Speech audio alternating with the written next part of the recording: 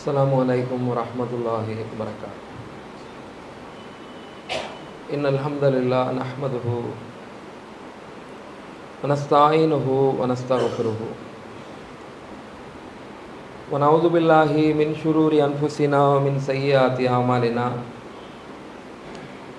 मन यहदिहिल्लाहु फला मुज़िल्ल लहु व मन युज़्लिल फला हादिय लहु। व अशहदु अन ला इलाहा इल्लल्लाह वहदहु ला शरीका लहु व अशहदु अन्न मुहम्मदन अब्दुहु व रसूलुहु अम्मा बाद। फ़इन्न अस्दक़ल हदीसी किताबुल्लाह व खैरल हदी हदी मुहम्मद सल्लल्लाहु अलैहि वसल्लम व शर्रल उमूरी मुहदसातुहा व कुल्ल मुहदसतिन बिदअ व कुल्ल बिदअतिन ज़लाला व कुल्ल ज़लालतिन फिन्नार। அளவற்ற அருளாளனும் நிகரில்லாத பேரன்புடையவனுமான அந்த அல்லாஹுவை போற்றி புகழ்ந்தவனாக என்னுடைய உரையை நான் ஆரம்பம் செய்கிறேன். அவனுடைய அன்பும் அருளும் சாந்தியும் சமாதானமும் நாம் உயிரிலும் மேலாக மதிக்கக்கூடிய நபி ஸல்லல்லாஹு அலைஹி வஸல்லம் அவர்கள் மீதிலும் அவர்களை பின்பற்றி நடக்கின்ற அனைத்து மக்கள் மீதிலும் குறிப்பாக இங்கு ஒன்றுக்குள்ளும் இருக்கக்கூடிய நம் அனைவர் மீதிலும் நிலவட்டுமாக. கண்ணியத்திற்கும் பெரும் மரியாதைக்கும் உரிய பெரியவர்களே, தாய்மார்களே, சகோதர சகோதரிகளே, அல்லாஹ் ரப்புல் ஆலமீன் நம் மீது கடமையாக ஆக்கியிருக்கின்ற இந்த ஜும்மா என்ற கடமையை நிறைவேற்றுவதற்காக மார்க்க ரீதியாக இதில் சொல்லப்படக்கூடிய கருத்துக்களை உள்வாங்கி எதை நாம் கேட்டோமோ அதை நம் வாழ்வில் நடைமுறைப்படுத்த வேண்டும் என்ற உயரிய எண்ணத்தோடு நாம் எல்லாம் இங்கே ஒன்று கொண்டிருக்கிறோம். அல்லாஹ் ரப்புல் ஆலமீன் நம்முடைய நோக்கத்தை நிறைவேற்றுவானாக. நம்முடைய எண்ணங்களையும் செயல்களையும் அல்லாஹ் சீராக்குவானாக என்றவனும் பிரார்த்தித்தவனாக. உங்களுக்கும் எனக்குமான சில அறிவுரைகளை நான் நினைவூட்ட விரும்புகிறேன். இஸ்லாமியர்கள் மத்தியிலே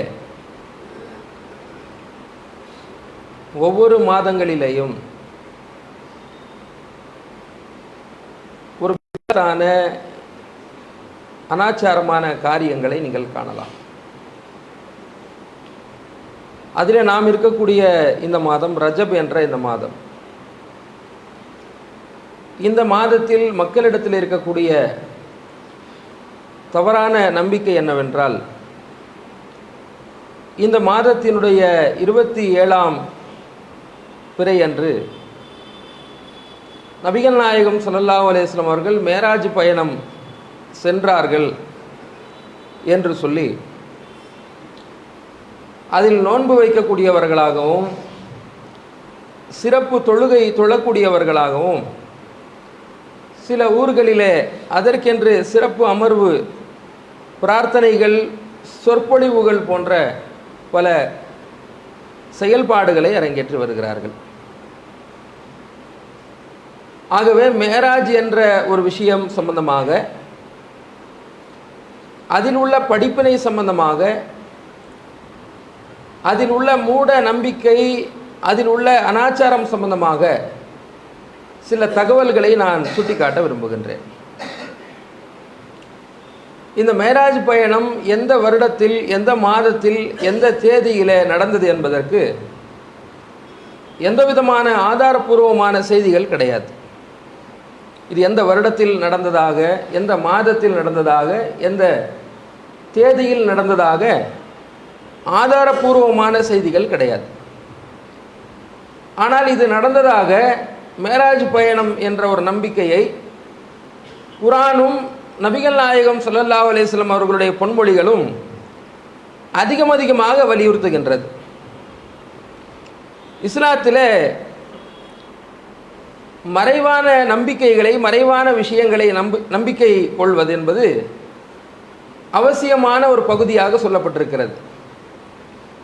மறைவான விஷயத்தை நம்பாதவர்கள் இஸ்லாத்திலேயே இருக்க முடியாது, மூமினாகவே அவர்கள் இருக்க முடியாது, வெறும் பேரளவில் தான் அவர்கள் இருக்க முடியும். ஆக மறைவான விஷயத்தில் நம்பக்கூடிய ஒரு நம்பிக்கையில் மேராஜ் என்ற ஒரு பயணத்தை இஸ்லாம் காட்டி தருகிறது. மேராஜ் பயணம் என்றால் என்ன? நபி ஸல்லல்லாஹு அலைஹி வஸல்லம் அவர்கள் ஓர் இரவுல மக்காவிலிருந்து இந்த பாலஸ்தீனத்தில் இருக்கக்கூடிய, நம்ம ஜெருசலம் என்று சொல்கிறோமே, அந்த பாலஸ்தீனத்தில் இருக்கக்கூடிய பைத்துல் முகத்தஸ், பைத்துல் மக்தஸ் என்றும் சொல்வார்கள், முகத்தஸ் என்றும் சொல்வாங்க. இந்த பைத்துல் மக்தஸ் என்ற பள்ளிவாசல் வரை சென்றார்கள். காபத்துல்லாவிலிருந்து, மக்காவிலிருந்து பைத்துல் மக்தஸ் வரை சென்று பைத்துல் மக்தஸிலிருந்து 7 வானம் வரைக்கும் நபிகள் நாயகம் ஸல்லல்லாஹு அலைஹி வஸல்லம் பயணித்தார்கள். அந்த காபத்துல்லாவிலிருந்து பைத்துல் மக்தஸ் வரை சென்ற பயணத்திற்கு இஸ்ரா என்று சொல்வார்கள். குர்ஆன்ல இந்த 17வது அத்தியாயத்தினுடைய பேரே இஸ்ரா. அந்த சூராவுடைய ஆரம்பத்தில் அதை பற்றி அல்லாஹ் ஆரம்பமாகவே பேசுகின்றார். அப்போ இந்த இஸ்ரா என்ற பயணம் பைத்துல் மக்தஸ் வரைக்கும். பைத்துல் மக்தஸிலிருந்து நபி ஸல்லல்லாஹு அலைஹி வஸல்லம் அவர்கள் 7 வானங்கள் வரைக்கும் பல காட்சிகளை பார்த்தார்கள், பல நபர்களிடத்தில் பேசினார்கள், அல்லாஹ் ரப்புல் ஆலமீன் இடத்திலையும் உட்பட உரையாடல்கள் நடந்தது. அப்போ இது போன்ற விஷயங்கள் குர்ஆன்லையும் வலியுறுத்தப்பட்டிருக்கிறது. நபி ஸல்லல்லாஹு அலைஹி வஸல்லம் ஹதீஸ்கள், ஏராளமான ஹதீஸ்களும் இருக்கிறது. அப்போ ஒரு எந்த வருடத்தில், எந்த மாதத்திலே, எந்த தேதியிலே என்று சொல்லப்படாமல் இருந்தால் அதில் உள்ள படிப்பினை தான் நாம் பார்க்க வேண்டுமே தவிர நாம ஒரு தேதியை முடிவு செய்யக்கூடாது. இப்போ லைலத்துல் கத்ர் என்ற ஒன்றை தேடுறோம். ரமலான் மாதத்தினுடைய கடைசி 10 நாட்களோட இருக்கக்கூடிய ஒற்றைப்படையான இரவுகளில் தேடுமாறு ரசூலுல்லாஹ் சொல்றாங்க. 21, 23, 25, 27, 29. இது நான் மறக்கடிக்கப்பட்டு விட்டேன், இந்த ஒற்றைப்படையான இரவுகளில் நீங்கள் தேடுங்கன்றாங்க ரசூலுல்லாஹ்.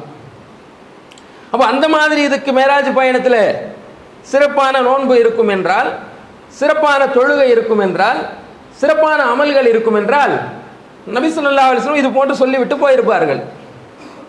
அப்போ சொல்லாததிலிருந்து அதை நம்பிக்கை கொள்வது தான் அடிப்படையே தவிர அந்த நாளை தெரிந்து கொள்வது என்பது என்ன இல்லை, அடிப்படையான அம்சம் இல்லை என்று நாம் தெரிந்து கொள்ளலாம். இதில் உள்ள முக்கியமான வேற வேற படிப்பினைகள் இருக்கிறது. அதை நாம் தெரிந்து கொண்டால் நம்முடைய இறை நம்பிக்கையை வலுப்படுத்துவதற்கு, அல்லாஹ்வை உறுதியாக நம்புவதற்கு, மற்ற செயல்பாடுகளில் நம்ம உறுதியாக இருப்பதற்கு பல படிப்பினை இதில் சொல்லப்பட்டிருக்கு. முதலாவதாக 17வது அத்தியாயத்தினுடைய 1வது வசனம், அந்த வசனத்தை சொல்லிவிட்டு சில படிப்பினைகளை நான் மேற்கோள் காட்ட விரும்புகிறேன். சுப்ஹானல்லதி அஸ்ரா பி அப்திஹி லைலம் மினல் மஸ்ஜிதில் ஹராம் இலல் மஸ்ஜிதில் அக்ஸா. மஸ்ஜிதுல் ஹராமிலிருந்து மஸ்ஜிதுல் அக்ஸா வரைக்கும் தன்னுடைய அடியாரை அழைத்து சென்றானே அவன் தூய்மையானவன். அந்த பைத்துல் மக்தஸுடைய சுற்றுப்பகுதி எப்படி இருக்கிறது? அல்லதி பாரக்னா ஹவுலஹு, அதனுடைய சுற்று வட்டாரம் எப்படி இருக்கிறது என்று சொன்னால் அருள் வளம் செய்த பகுதியாக இருக்கிறது. பைத்துல் மக்தஸ் இருக்கக்கூடிய பள்ளிவாசலை ஒட்டி இருக்கக்கூடிய சுற்றுப்புற பகுதி ஒரு அல்லாஹ்வால் அருள் செய்யப்பட்ட பூமியாக இருக்கின்றது என்று சொல்லிவிட்டால், லி நுரியஹு மின் ஆயாத்தினா, நம்முடைய சான்றுகளை காண்பிப்பதற்காக இவரை அல்லாஹ் அழைத்து சென்றான். இன்னஹு ஹுவ ஸமீஉல் பஸீர், அல்லாஹ் என்பவன் கேட்கக்கூடியவனாக இருக்கின்றான், பார்க்கக்கூடியவனாக இருக்கிறான். அந்த வசனத்தில் முடிக்கிறான். இந்த வசனத்தில் அல்லாஹ் என்ன சொல்றான்னு சொன்னா, அதாவது ஒரு இரவுல மஸ்ஜிதுல் ஹராமிலிருந்து மஸ்ஜிதுல் அக்ஸா வரைக்கும் தன்னுடைய அடியாரை அழைத்து சென்றான் என்று அல்லாஹ் சொல்வதை பார்க்கிறோம். சில பேர் வானம் 7 வானம் வரைக்கும் போகக்கூடிய செய்திகளை என்ன செய்வாங்க, மறுக்கக்கூடிய நபர்களாக நீங்க பார்க்கலாம். இந்த வசனத்தில் பைத்துல் மக்தஸ் வரைக்கும் தான் ரசூலுல்லாஹ் போயிருக்கிறாங்க, 7 வானம் வரைக்கும் அவங்க போனதாக ஆதாரம் இல்லை என்று சொல்லக்கூடியதையும் பார்க்கிறோம். ஆனால் குர்ஆன்ல மற்ற இடத்துல அல்லாஹ் வானத்தில் ரசூலுல்லாஹ் பார்த்து காட்சிய 7 வானத்தில் இருக்கக்கூடிய சித்ரத்துல் முன்தஹா சம்பந்தமாக எல்லாம் மற்றொரு இடத்துல பேசி அந்த 7 வானத்தில் பார்த்த காட்சியையும் அல்லாஹ் உறுதிப்படுத்துகின்றான். இதை நீங்க நஜ்ம் என்ற சூறாவில் பார்க்கலாம். அதாவது சும்மதனா ஃபதல்லா ஃபகான காப கௌசைனி அவ் அத்னா. ஜிப்ரீல் அலைஹிஸ்ஸலாம் அவர்களை ரசூலுல்லாஹ் எவ்வளவு பக்கத்தில் பார்த்தார்கள் என்ற விஷயத்தை அல்லாஹ் குறிப்பிடும் பொழுது வில் முனை அளவுக்கு அல்லது அதை விட நெருக்கமான அளவில் அவரை பார்த்தார். ஃபஅவ்ஹா இலா அப்திஹி மா அவ்ஹா, தன்னுடைய அடியாருக்கு அறிவிக்க வேண்டியதையெல்லாம் அறிவித்தார். மா கதபல் ஃபுவாத மாரா, அதாவது எதை அவர் உள்ளம் பார்த்ததோ அது அவருடைய உள்ளம் பொய் உரைக்கவில்லை, பார்த்தது உண்மைதான் என்று அல்லாஹ் சொல்லிவிட்டு அஃப துமாரூனஹு அலாமா யரா, அவர் பார்த்த விஷயத்தை நீங்கள் தர்க்கம் செய்கின்றீர்களா? வலக்கத் ரஆஹு நஸ்லத்தன் உஹ்ரா, இன்னொரு தடவை அவர் இறங்கும் பொழுது அவர் பார்த்தார். இந்த சிதறத்தில் முன்தஹா, சிதறத்துல் முன்தஹா என்ற இடத்தில் மற்றொரு தடவையும் அவர் இறங்குவதை கண்டார். இந்தஹா ஜன்னத்தில் மஅவா, ஜன்னத்துல் மஅவா, அந்த இடத்தில் தான் சொர்க்கம் இருக்கின்றது. சிதறத்துல் முன்தஹாவுக்கு பக்கத்தில் தான் சொர்க்கம் இருக்கிறது என்று அல்லாஹ் அப்படியே வர்ணிக்கிறான். ரசூலுல்லாஹி ஸல்லல்லாஹு அலைஹி அவர்கள் அப்படியே பார்த்தாங்க. அப்படியே அவங்க பார்வை கடக்கலை. அப்படியே உன்னிப்பாக ரசூலுல்லாஹ் அந்த இலந்தை மரம் வந்து மூடும் பொழுது அப்படியே பார்த்து கொண்டிருந்தார்கள். அல்லாஹ் என்ன செய்யறான், நிறைய விஷயத்தை பேசுறான். இப்போ இந்த வசனத்தை சம்பந்தமாக ஆயிஷா ரலியல்லாஹு அன்ஹா அவர்களிடத்துல கேள்வி கேட்கிறார். மஸ்ரூக் என்ற நபர் கேள்வி கேட்கும் பொழுது இதை பார்த்ததா அல்லாஹ் சொல்றானே, இதை யாரை பார்த்தாங்க ரசூலுல்லாஹ்? மற்றொரு தடவை இறங்குவதை கண்டார் என்றெல்லாம் வருது, யாரை பார்த்தார் என்று கேட்கும் பொழுது ஜிப்ரீலை தான் ரசூலுல்லாஹ் பார்த்ததாக சொன்னாங்க என்று நபி ஸல்லல்லாஹு அலைஹி வஸல்லம் நான் கேட்கும் பொழுது நபி அவர்களுடைய பதிலாக சொல்றாங்க, 600 ரெக்கைகள் கொண்ட உண்மையான தோற்றத்தில் ஜிப்ரீல் அவர்கள் இறங்குவதை பார்த்ததாக நபி ஸல்லல்லாஹு அலைஹி வஸல்லம் அவர்கள் விவரித்ததாக ரசூலுல்லாஹி ஸல்லல்லாஹு அலைஹி வஸல்லம் சொன்னதாக ஆயிஷா அம்மையார் தெரிவிக்கிறாங்க. இப்னு அப்பாஸ் போன்றவர்கள் தான் அல்லாஹ்வை பார்த்ததாக தவறாக விளக்கம் கொடுக்கிறார். சித்ரத்துல் முன்தஹாவில் ரசூலுல்லாஹி ஸல்லல்லாஹு அலைஹி வஸல்லம் யாரை பார்த்தாங்களா? அல்லாஹ்வை பார்த்தார்கள் என்று தவறாக விளக்கம் கொடுக்கின்றார். எந்த சஹாபாக்களும் தவறு செய்வாங்க, சரியாகவும் சொல்லுவாங்கன்றது அதெல்லாம் ஆதாரம். ஆயிஷா ரலியல்லாஹு அன்ஹா சொல்கிறார்கள், ஜிப்ரீலை தான் 600 ரெக்கைகள் கொண்ட நிலைமையில பார்த்ததாக விவரிக்கிறத பார்க்கிறோம். இதுல இந்த பைத்துல் மக்தஸ் வரைக்கும் சென்று வந்த பயணமாக இருக்கட்டும், பைத்துல் மக்தஸ்லேருந்து 7 வானம் வரைக்கும் சென்று திரும்பி வந்த ஒரு இரவுல முடித்து விட்டு திரும்பி மக்காவுக்கு வந்த அந்த பயணமாக இருக்கட்டும், இதில் உள்ள முக்கியமான படிப்பினை என்ன? அதாவது இது மனித சக்திக்கு உட்பட்டு இது நடக்காது. மனிதனுடைய சக்திக்கு உட்பட்டு இது நடக்குமா? கண்டிப்பா நடக்காது. அதனால்தான் நம்பிக்கையாக இஸ்லாம் இதை சொல்கின்றது. மண்ணறை வாழ்க்கை என்று ஒன்று சொல்லப்பட்டிருக்கு. கபர்ல நல்லவங்களுக்கு சொர்க்கமான அளவு சொர்க்கத்தினுடைய விரிப்பு விரிக்கப்படும், சொர்க்கத்துடைய கதவுகள் திறக்கப்படும், ஒரு சந்தோஷமான வாழ்க்கையில் இருப்பார் என்றெல்லாம் மண்ணறையில் கபரில் இருக்கக்கூடிய நல்லடியாருக்கு சொல்லப்பட்டிருக்கு. கெட்டவனுக்கு சம்மட்டியால் அடி கொடுக்கப்படும் என்று சொல்லப்பட்டிருக்கிறது. இது நம்ம நிரூபிச்சு காட்ட முடியுமா? சொர்க்கம் இருக்கிறது என்று நிரூபிச்சு காட்ட முடியுமா? நரகம் இருக்கிறது என்று நிரூபிச்சு காட்ட முடியுமா? ஷைத்தான்கள் ஜின்கள் இருப்பதாக நிரூபித்து காட்ட முடியுமா? அல்லாஹ் இருக்கிறார் என்று நிரூபிச்சு காட்ட முடியுமா? புறக்காரணங்களால் படைப்புகளை காட்டி நம்ம நிரூபிச்சு காட்ட முடியுமே தவிர நேரடியாக கொண்டு வந்து காட்டி என்ன செய்ய முடியாதுங்க. மறைவான நம்பிக்கைகள் நம்ம நிரூபணம் செய்ய முடியாது. அப்போ இது நம்பிக்கையாக சொல்லித்தரப்பட்டிருக்கிறது முதலாவது. இதை போயிட்டு வந்த உடனே காஃபிர்கள் இறை மறுப்பாளர்கள் இருக்காங்க இல்லையா, கிண்டல் செய்வது போல கிண்டல் செய்ய ஆரம்பித்தாங்க. அப்போ நபி ஸல்லல்லாஹு அலைஹி வஸல்லம் அவர்கள் என்ன செய்யறாங்கன்னு சொன்னா, நான் இப்போ பைத்துல் மக்தஸ் எப்படி இருக்குன்னு சொன்னா ஏத்துக்குவீங்களா என்று வர்ணிச்சு காமிக்கிறாங்க. இங்க தான் இது இருக்கு, இங்க தான் இது இருக்குன்னு சொல்லி அப்படியே கையை ரசூலுல்லாஹி ஸல்லல்லாஹு அலைஹி வஸல்லம் அவர்கள் சுட்டி காட்டுறாங்க. பார்க்கிற மக்கள் இவர் கரெக்டா சொல்றாரு என்று ஆச்சரியப்படக்கூடிய அளவுக்கு பார்த்தாங்க. அப்போ இதுல நாம நம்பிக்கை கொள்ள வேண்டும் என்ற முதலாவது விஷயமும் அல்லாஹ்வால் எல்லாமே முடியும் என்ற விஷயமும் அடங்கி இருக்கிறது. அல்லாஹ்வுக்கு முடியாத விஷயம் இருக்கா? வானங்களை படைச்சிருக்கிறான், சூரியனை படைச்சிருக்கிறான், சந்திரனை படைச்சிருக்கிறான், பல கோள்களை படைச்சிருக்கிறான், நம்மளை நிர்வாகம் செய்து கொண்டிருக்கான், பல ஜீவராசிகளை நிர்வாகம் செய்து கொண்டிருக்கிறான். நம்மளையெல்லாம் அழிச்சிட்டு மீண்டும் அவங்கள உருவாக்குறது அல்லாஹ்வுக்கு இலகுவானது. அதையெல்லாம் அல்லாஹ்வுடைய படைப்பு ஆற்றல்களை பார்க்கும் பொழுது இதெல்லாம் அல்லாஹ்வுக்கு ஒரு விஷயமே கிடையாது என்ற விஷயத்தை நம்ம தெரிந்து கொள்ளணும். முதலாவது. ரெண்டாவது என்னன்னு சொன்னா, ரசூலுல்லாஹி ஸல்லல்லாஹு அலைஹி வஸல்லம் போன காட்சிகள் நிறைய இருக்குதுல. அவங்க புராக் என்ற வாகனத்தில் போறாங்க. அவங்க முதல்ல புராக் என்ற வாகனத்தில் செல்வதற்கு முன்பாக அவங்களுடைய நெஞ்சு பகுதியிலிருந்து வயிறு வரைக்கும் கிழிக்கப்பட்டு அவங்களுடைய உள்ளம் ஜம்சம் நீரால் என்ன செய்யப்படுது, சுத்தம் செய்யப்பட்டு அதற்கு பிறகு ஈமான் போன்ற விஷயத்தில் நிரப்பி அதற்கப்புறம் அவர்களை ரசூலுல்லாஹி ஸல்லல்லாஹு அலைஹி வஸல்லம் அவர்களை புராக் என்ற வாகனத்தில் ஜிப்ரீல் அலைஹிஸ்ஸலாம் அவர்கள் அழைத்து செல்கிறார். அதற்கு பிறகு பைத்துல் மக்தஸ் என்ற இடத்திற்கு சென்று அங்கே நபிமார்கள் எங்கே இந்த வாகனங்களை கட்டி போடுவார்களோ அந்த இடத்துல வாகனத்தை கட்டி போட்டு விட்டு ரசூலா 2 ரக்காத் தொழுகிறாங்க. சில அறிவிப்புகளில் நபிமார்களுக்கு ரசூலா இமாமத்து செஞ்சாங்க என்றெல்லாம் வருகிறது. ரசூலா அங்கே 2 ரக்காத் தொழுது விட்டு அதற்கு பிறகுதான் 7 வானங்கள் ரசூலா போறாங்க. முதலாவது வானத்தில் ஆதம் அலைஹிஸ்ஸலாம் இருக்கிறார். அவர் என்ன செய்கிறார், மகனே என்று கூப்பிட்டு உன்னுடைய வருகை நல்வரவாகட்டும் என்று பேசுகிறார். இரண்டாவது வானத்தில் ஈசா அலைஹிஸ்ஸலாம், யஹ்யா அலைஹிஸ்ஸலாம் இருக்கிறார். மூன்றாவது வானத்தில் இத்ரீஸ் அலைஹிஸ்ஸலாம் இருக்கிறார். நான்காவது வானத்தில் ஹாரூன் அலைஹிஸ்ஸலாம் இருக்கிறார். ஐந்தாவது வானத்தில் மூசா அலைஹிஸ்ஸலாம் இருக்கிறார். இப்படி வரிசையாக 7 வானம் வரைக்கும் ரசூலுல்லாஹ் என்ன செய்யறாங்க, விவரிக்கிறாங்க. நூஹ் அலைஹிஸ்ஸலாம்ல இருந்து கடைசியா 7வது வானத்தில் இப்ராஹிம் அலைஹிஸ்ஸலாம் அவர்கள் ரசூலுல்லாஹ் சந்திச்சு பேசுறாங்க. ஒவ்வொரு நபிமார்களும் உங்களுடைய வருகை நல்வரவாகட்டும் என்று சொல்லி எல்லாம் அழைச்சு ரசூலுல்லாஹி ஸல்லல்லாஹு அலைஹி வஸல்லம் சந்திச்சு பேசுறாங்க.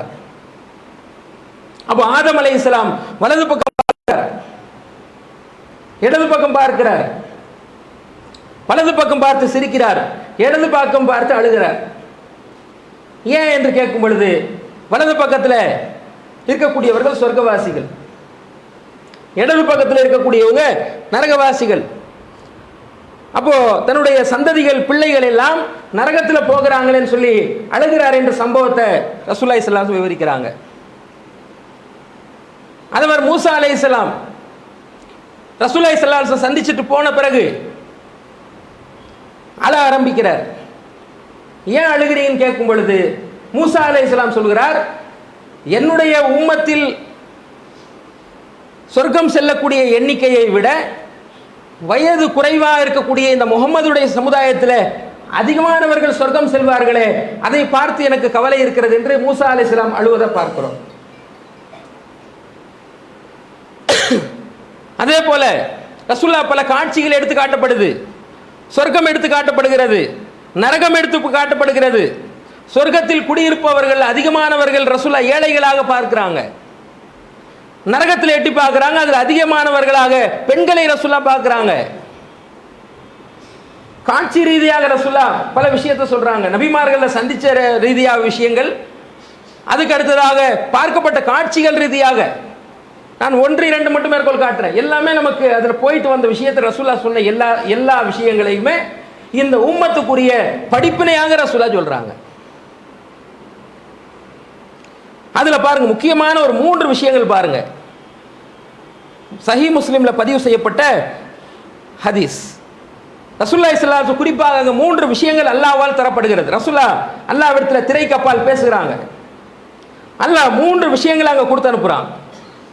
முதலாவது என்ன தெரியுமா, ஊத்திய அஸ்ஸலவாத்தில் ஹம்ஸ், 5 வேளை தொழுகை அங்கதான் கொடுக்கப்பட்டது. அது முதல்ல அல்லாஹ் எப்படி ஆரம்பிக்கிறான்னு சொன்னா, அல்லாஹ்வுக்கு தெரியும் இது 5ல் தான் முடியும் என்று தெரியும். இதை ஒரு ஏற்பாடாக அல்லாஹ் செய்கிறான். முதல்ல 50 வேளை தொழுகையாக கொடுக்கின்றார். அதை வாங்கி கொண்டு ரசூலுல்லாஹ் மூசா அலைஹிஸ்ஸலாம் கிட்ட வர்றாங்க. இவ்வளவுலாம் தொழ மாட்டாங்க, நான் பனு இஸ்ரவேலர்கிட்ட நான் ரொம்ப அனுபவப்பட்டிருக்கிறேன், அவங்க 3 வேளையே தொழ மாட்டாங்க, நீ 50 எல்லாம் தொழ மாட்டாங்க, நீ போய் குறைத்து கொண்டு வா என்று சொல்ல ரசூலுல்லாஹ்வும் போய் அல்லாஹ் கிட்ட கேட்க அல்லாஹ் கொஞ்சம் என்ன செய்யறான், 40 குறைக்கிறான். திருப்பி வாங்கி கொண்டு 40 வேலை வர்றாங்க. திருப்பி மூசா சொல்லுங்க இதெல்லாம் நடக்காது, திருப்பி குறைச்சிக்கிட்டு வாங்க. அல்லாஹ் 30 குறைக்கிறான். இப்படி திரும்பி திரும்பி சென்று கடைசியாக 5 வேளை தொழுகையாக சுருக்கப்படுகிறது. திரும்பி மூசா அலைஹிஸ்ஸலாம் சொல்கிறார், இதையும் போய் குறைச்சிட்டு வாங்கன்னு சொல்கிறார்.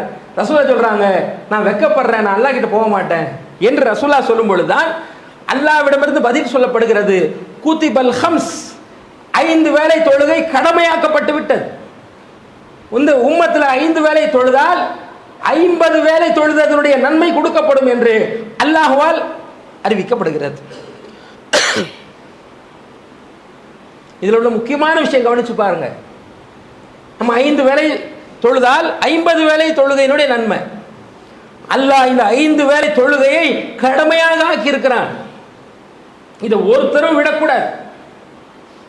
ஆனால் இன்னைக்கு சர்வசாதாரணமாக நாம் தொழுகைகளை விட்டு கொண்டிருக்கிறோம். தொழுகை விடுவதற்கு எந்த விதமான சாக்கு போக்குகளையும் நாம் சொல்ல முடியாது, சொல்லக்கூடாது. 5 வேளை எந்த நிலையிலும் தொழுது விட வேண்டும் என்பதற்கு இந்த மேராஜில் அல்லாஹ்வால் 50 வேளை தொழுகை 5 வேளை தொழுகையாக அவருடைய கருணையினால் கொடுக்கப்பட்டிருக்கிறது என்பதை நாம் விளங்க வேண்டும். இரண்டாவது, ஊதிய ஹவாத்தீம சூரத்துல் பக்ரா, சூரத்துல் பக்ராவுடைய கடைசி 2 வசனங்கள், ஆமன ரசூல் பிமா உன்சில இலைஹி மிர் ரப்பிஹி வல் முஃமினூன் என்று வரக்கூடிய அந்த 2 வசனம், கடைசியாக வரக்கூடிய 2 வசனம், ஃபன்சுர்னா அலல் கௌமில் காஃபிரின்ல முடியும். இந்த 2 வசனங்கள் அல்லாஹ்வால் நபி ஸல்லல்லாஹு அலைஹி வஸல்லம் அவர்களுக்கு இந்த மேராஜ் பயணத்தில் கொடுக்கப்படுகிறது. மூணாவது முக்கியமான விஷயம், வகுஃபிர லிமன் லம் யுஷ்ரிக் பில்லாஹி மின் உம்மத்திஹி ஷையா அல் முஹ்கிமாத் அல் முக்ஹிமாத். இந்த சமுதாயத்தில், என்னுடைய உம்மத்தில் யார் அல்லாஹ்வுக்கு எந்த ஒன்றையும் ஷிர்க் வைக்காமல் இருக்கிறார்களோ, இணை வைக்காமல் இருக்கிறார்களோ, அவர்களுக்கு பாவம் மன்னிக்கப்படும். பாவம் மன்னிக்கப்படும் என்ற விஷயத்தை அல்லாஹ் கொடுத்தான் என்று நபி ஸல்லல்லாஹு அலைஹி வஸல்லம் சொல்றாங்க. மேராஜ் பயணத்தில் நபி ஸல்லல்லாஹு அலைஹி வஸல்லம் கொடுக்கப்பட்ட 3 விஷயம் பாருங்க, 3மே ஒரு தனித்துவம் வாய்ந்த விஷயமா இருக்கு. 5 வேளை தொழுகையும் முக்கியத்துவமான விஷயமா இருக்கிறது. ஆமனர் ரசூல் என்ற அந்த சூரா எடுத்து பார்த்தால் அதில் வரக்கூடிய பிரார்த்தனையில் நம்ம உலக ரீதியான தேவை, மறுமை ரீதியான தேவை என்று எல்லாமே அதில் நீங்கள் அந்த பிரார்த்தனையில் பார்க்கலாம். இந்த 3வது அம்சம், பெரும் பெரும் பாவங்கள் இருக்குல்ல, எந்த பாவமாக இருக்கட்டுமே, சிறிய சிறிய பாவங்களாக இருக்கட்டும், பெரும் பாவங்களாக இருக்கட்டும், ஷிர்க் மட்டும் வைக்காமல் இருந்தால், அல்லாஹ்வுக்கு இணை வைக்காமல் இருந்தால், தாயத்து, தகடு, தர்கா வழிபாடு, சூனியம், ஜோசியம் போன்ற எந்த இணை வைப்பாக இருக்கட்டும், அது இல்லாத நிலையில் நாம் மரணித்தால் அல்லாஹ் என்ன செய்வான், அழிக்கப்படக்கூடிய பெரும் பாவமாக இருந்தாலும் கூட அல்லாஹ் ரப்புல் ஆலமீன் மன்னித்து விடுவான் என்று நபி ஸல்லல்லாஹு அலைஹி வஸல்லம் செய்தி முஸ்லிம்ல இடம் பெற்றிருக்குங்க. அப்போ இது ஒரு முக்கியமான படிப்பினை. மேராஜ் என்ற பயணத்தில் நாம் நம்பிக்கை கொள்கிறோம் என்று சொன்னால் அதில் காட்டப்பட்ட காட்சியில் ஏழைகளாக இருக்கக்கூடியவர்களுக்கு சிறப்பு சொல்லப்படுகிறது. பணம் இல்லைன்னு நீ சிரமப்படாத, உனக்கு அல்லாஹ் சொர்க்கம் கொடுக்குறான். பெண்களாக இருக்கக்கூடியவர்கள் திருந்துவதற்கு வாய்ப்பாக ரசூலுல்லாஹ் சொன்னார்கள், அதிகமாக நீங்கள் பதுவா செய்றீங்க, நீங்கள் நன்றி மறந்து வாழ்றீங்கன்னு சொன்னாங்களே. அப்போ நரகத்தில் பெண்கள் அதிகமாக இருப்பதற்கு உண்டான காரணமாக ரசூலுல்லாஹ் விவரித்து அவர்களை நரகத்திலிருந்து குறைப்பதற்கு அதிகமாக தான தர்மங்கள் செய்யுங்கள் என்று சொல்லி அதிலிருந்து நமக்கு என்ன செய்கிறாங்க, விவரிக்கிறாங்க. அதே மாதிரி ரசூலுல்லாஹி ஸல்லல்லாஹு அலைஹி வஸல்லம் ஒரு காட்சியை பார்க்கிறார்கள்.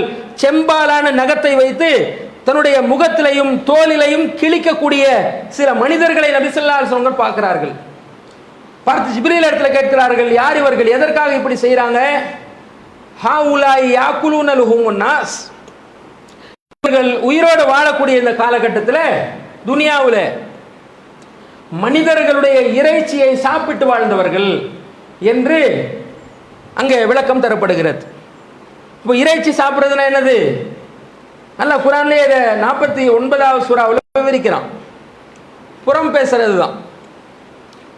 புறம் பேசுறதை பற்றி அல்லாஹ் பேசும் பொழுது, யக்தபு பாதுக்கும் பாதா, உங்களில் சிலர் மற்ற சிலர் விஷயத்தில் நீங்கள் புறம் பேசுகிறீர்கள்.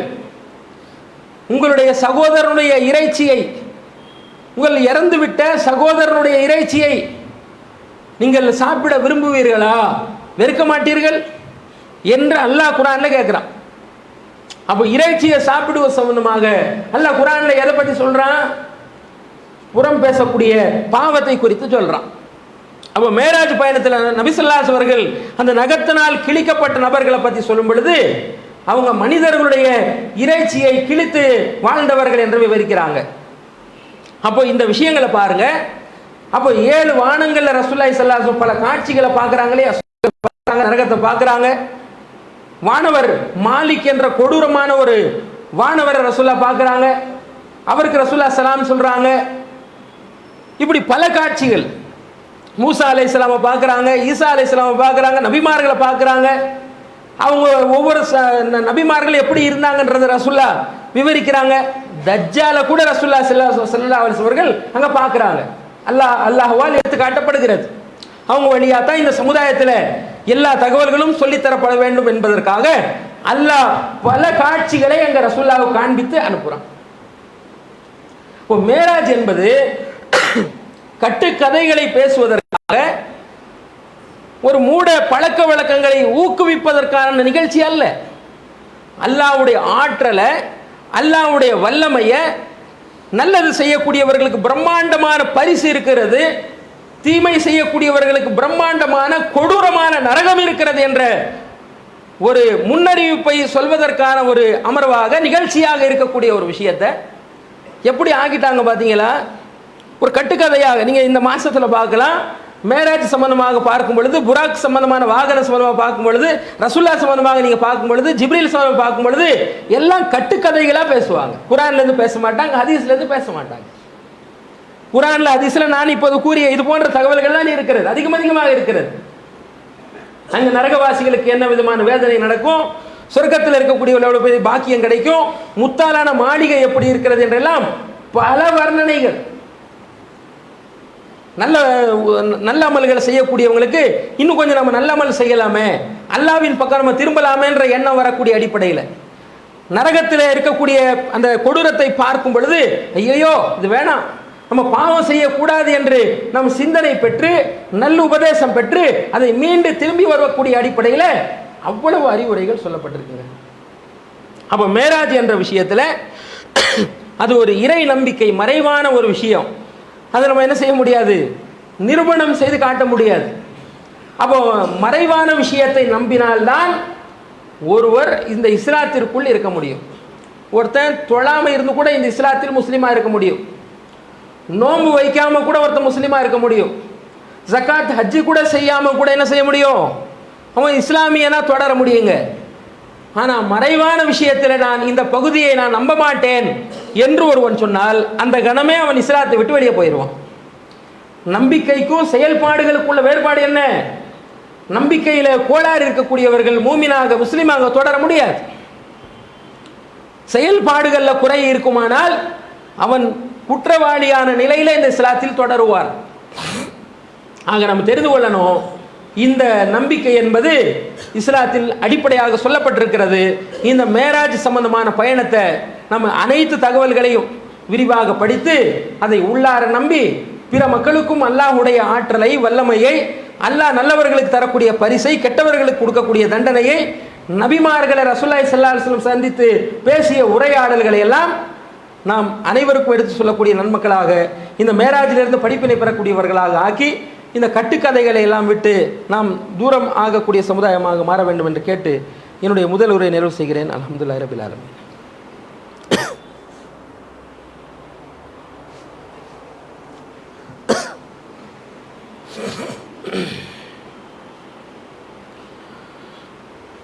அல்ஹம்துலில்லாஹி ரப்பில் ஆலமீன். புகழ் அனைத்தும் நம்மை எல்லாம் படைத்து பரிபாலனம் செய்யக்கூடிய அந்த ரப்புல் ஆலமீனுக்கு உரித்தாகட்டும். இந்த முதல் உரையில் மேராஜ் என்ற சம்பவம் என்பது ஒரு முக்கியத்துவம் வாய்ந்த, நபி ஸல்லல்லாஹு அலைஹி வஸல்லம் வாழ்க்கையில் நடந்த முக்கியத்துவம் வாய்ந்த ஒரு சம்பவமாக குர்ஆன்லேயும் ஹதீஸ்லேயும் சொல்லித்தரப்பட்டிருக்கிறது. அதை இந்த ரஜப் மாதத்தோடு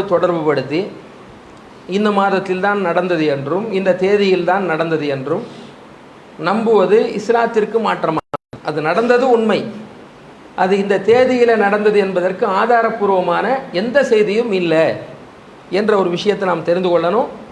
அதில் சொல்லப்பட்ட ஆழமான அழுத்தமான நம்பிக்கைகளை எல்லாம் நம் உள்ளத்தில் சரியாக பதிய வைத்து கொள்ள வேண்டும் என்ற தகவலையும் பார்த்தோம்.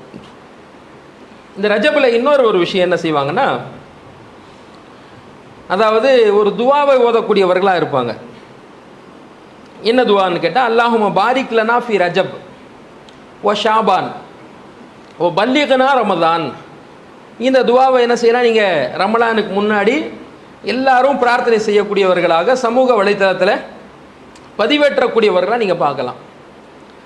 இந்த துவா சில ஹதீஸ் நூற்களில் பதியப்பட்டிருக்கு. ரசூலுல்லாஹி ஸல்லல்லாஹு அலைஹி வஸல்லம் கேட்டதாக ரசூலுல்லாஹி ஸல்லல்லாஹு அலைஹி வஸல்லம் அவர்கள் இந்த பிரார்த்தனையை கேட்கக்கூடியவர்களாக இருந்தார்கள் என்ற கருத்தில் பதியப்பட்டிருக்கிறது. ஆனால் எந்த செய்தியும் ஆதாரபூர்வமான செய்தி கிடையாது. நபி ஸல்லல்லாஹு அலைஹி வஸல்லம் அவர்கள் சொன்னதாக நிரூபிக்கப்பட்ட செய்தி கிடையவே கிடையாது. எல்லாம் பலவீனமான செய்திகளாகத்தான் இருக்கிறது. நபி ஸல்லல்லாஹு அலைஹி வஸல்லம் அவர்கள் வரைக்கும் என்ன செய்யலை, உறுதி செய்யப்பட்டதாக ஒரே ஒரு ஆதாரம் கூட இல்லை.